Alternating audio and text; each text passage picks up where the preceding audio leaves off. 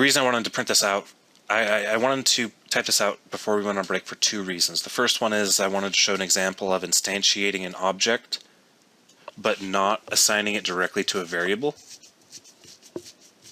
Instead, what I'm doing is I'm instantiating an object and passing it directly into a method. The next thing I wanted to demonstrate is we had a question: how would you have a constructor that required information and then have that information be provided by the user?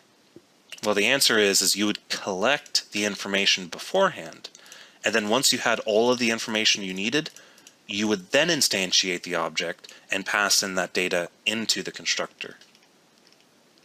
So to prove that this works,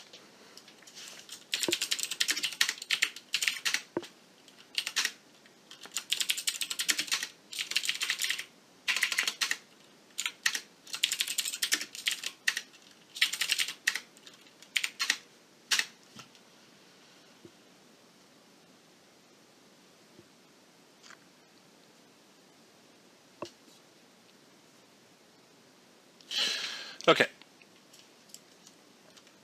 so again, this program is kind of a combination of everything that we've learned so far. So we have an example of variables up here. We have a while loop. We have console input and output, conditionals, parsing, technically another conditional operator, object instantiation, and a for each loop. So by combining all of those things together, we are able to write this program.